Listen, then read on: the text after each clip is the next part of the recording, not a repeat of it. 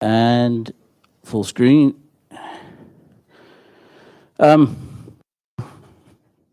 Yes, we have a tonality diamond. This presentation is about microtonality, and what microtonality is kind of a blanket term for anything that doesn't fit into 12-tone equal temperament. And I'm sure most of you know 12-tone equal temperament is the system used for pianos. It's been around for a couple of hundred years in sort of standard use. And the idea is to put intervals slightly out of tune so you can use several of them in one place. It's kind of like having a really blurry picture. And microtonal systems are about looking for more specific ways of hearing intervals. And I think it's of interest to web audio developers because it's an area where there's more and more interest in microtonality with MPE. Ableton have just put a microtuner in live, but the tools aren't really there yet. And so I think web audio could sort of get there first. And there's a lot of different systems. There's different equal divisions of the octave: 17, 19, 31, 41, 53, 72. And there's a lot of historical temperaments where the intervals are uneven, and so if you play in a different key, you get different senses. What I'm going to talk about here is Just Intonation and the harmonic series. And for that, I've built this little app. Please forgive my aggressively minimalist approach to CSS.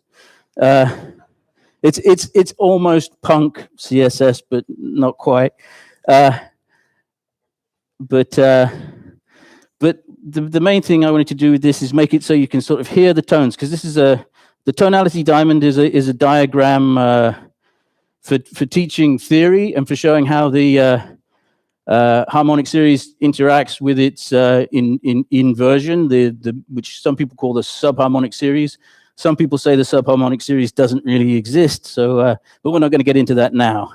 I'll just quickly give some basic vocabulary. Cent is basically a measurement for figuring out how. Sorry, this thing's falling down. How far a tone is from the equal temperament, from an equal temperament semitone.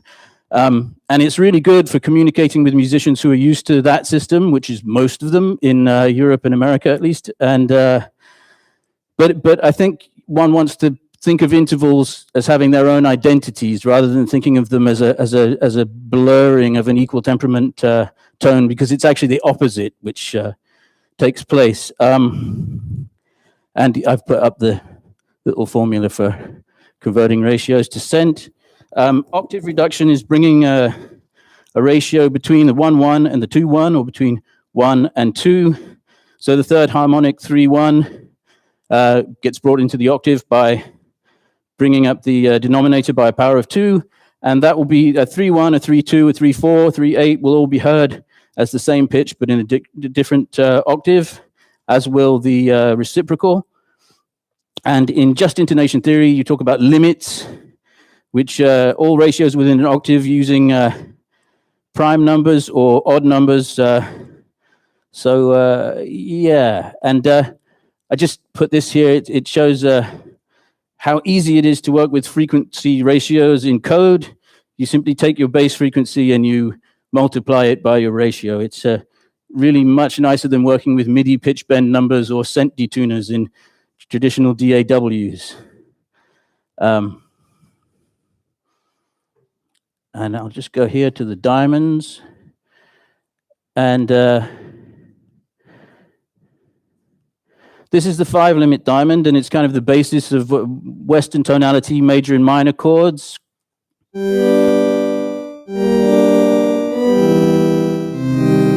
And the system that we use is equal temperament is kind of based on slightly out of tune stacked 5-limit ratios. And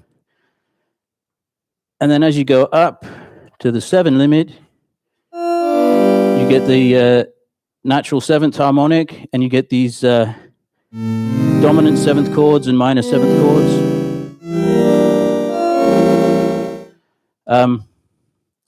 And then as you go up to the 9-limit, the 11-limit diamond, this is what Harry Partch used for his 43-tone scale. This diamond presents 29 tones, and with the 43-tone scale, he filled in certain gaps with harmonies of these tones. Partch was the main person to use the Tonality Diamond, and to make it part of music, he built a marimba based on it, which was partially the inspiration for this project. But it had been presented by Max Meyer in the US, and another version by Augusto Navarro in Mexico in the 20s, so about 10 years before Partch. And I believe he was aware of those. So here you get the 11-limit.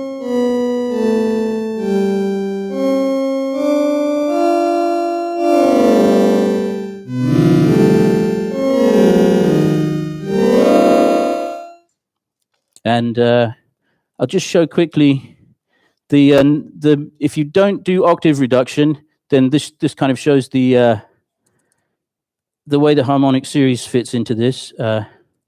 Whoops. So you go harmonics and subharmonics. When they're octave reduced, you get the chordal system with the diamonds. Adding ratios of 13. Ooh, let's go back down to 196.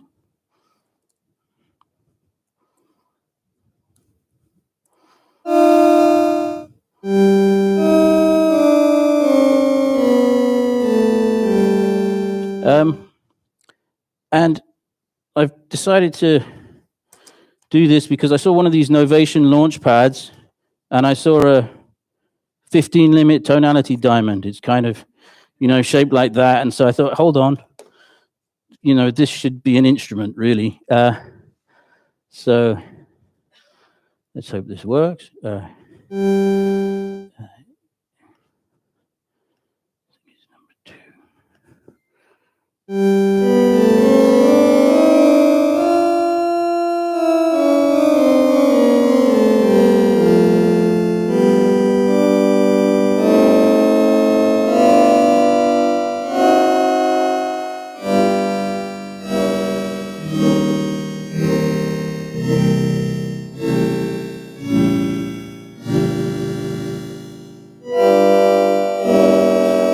You've got a lot more musical resources there than you do in a 12-tone system. There's also I think the big future in intonation is higher harmonics. Lamont Young is a composer who's worked with a lot of higher harmonics with sine tones, and I think he's gone as far as the 2304th. But also there's extended just intonations. The composer Ben Johnston has worked with 176 different intervals in a string quartet. Johnny Reinhardt, who runs the American Festival of Microtonal Music, uses a scale called 128, which is based on the 8th octave of the harmonic series. And there's also a theory called primodality, which is creating modes out of subsets of higher harmonics that Zeana Eroz uses. So there's people beginning to work with this, and I've adapted the diamond to higher primes here. So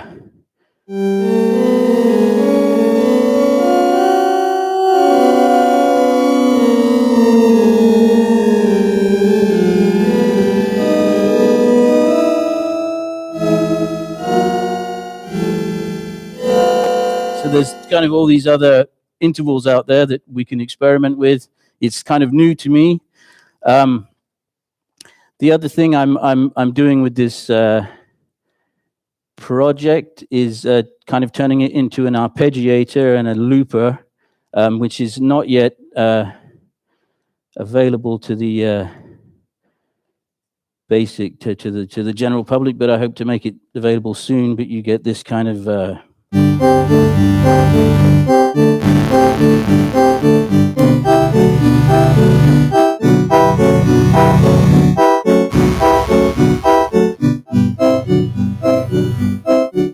and I'll be doing some performance with that tomorrow, I think, with some of these different ideas. And yeah, I think there's a lot of possibilities there for developing kind of mini DAWs that can use these kind of systems. I've experimented with trying to get this to output MIDI pitch bend numbers to a traditional DAW to Logic, and it works about half the time, which isn't really good enough yet. But I'm sure there's talented people that can kind of put that thing together, because there's so many different microtonal systems that kind of deserve their own tools, and DAWs are kind of clunky. They're always based on, you always get the little piano keyboard and the piano roll thing, and they don't adjust. They're not fluid. And so web audio really seems like the right thing. And it's I think also with MPE and everything, microtonality will make a huge sort of jump in popularity in the next 10 years. So I think it's worth considering for people who are developing applications. I'll just quickly mention, if I can figure out how to scroll on this thing. Microtonal University is actually a laid-back Zoom group put together by Johnny Reinhardt. But there's a lot of people who've been working for years with microtonality who come and present and teach and everything. So I've put up the links there. And it's just about to enter its second year in September. And there's also going to be live concerts with the American Festival of Microtonal Music again. So that's good. But these are worth checking out. This is a fantastic resource for people who want to learn more about microtonality. And also, essential reading, I think, is Genesis of a Music by Harry Parch. Basically brings the whole idea of musical ratios into musical practice. And I think turning theory into practice is also a good thing for the web audios, to take diagrams and things and turn them into performance tools at the same time as being music education. Also, The Arithmetic of Listening by Kyle Gann recently came out, and it's also an excellent resource. Thank you.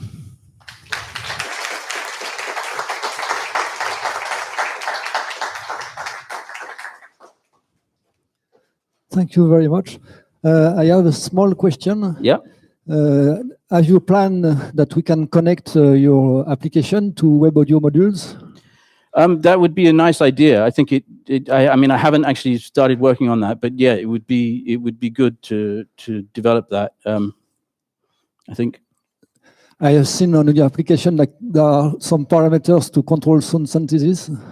Oh yeah. It's incredibly rudimentary at the moment. I mean, it's just basically ADSR for oscillated bank, or there's a kind of where are the sine terms? Let me go. There are also, you can kind of set the thing up with the sines for drones, which is nice because you can really hear things kind of beat together.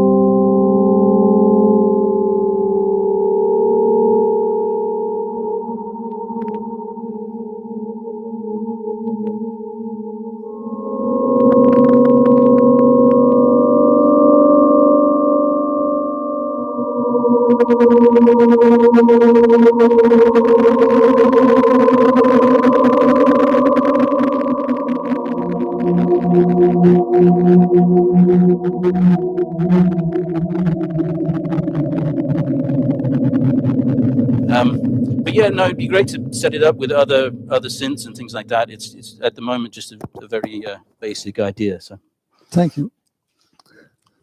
Another question? Yes.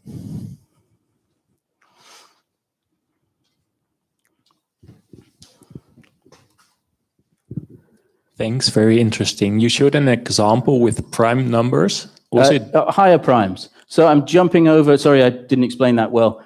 I jumped over the first 15 odd harmonics and went straight to 17 and then took the prime numbers above that. And it's just it was just to create a little subset from the higher harmonic series to get a little feel for that. I haven't quite developed it into... There's no theory behind it, no deeper meaning. Yeah, no, there is certainly, as you get into higher harmonics, things work together really well, especially if you avoid the lower harmonics. This is Johnny Reinhardt's theory.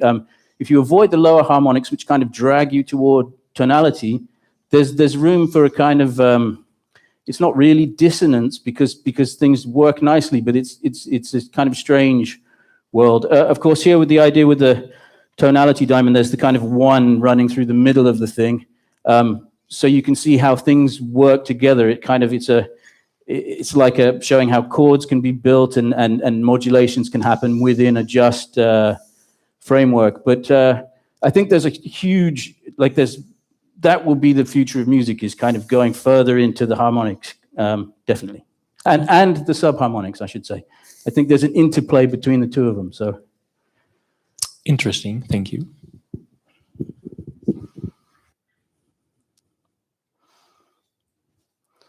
Any other questions? Thank you.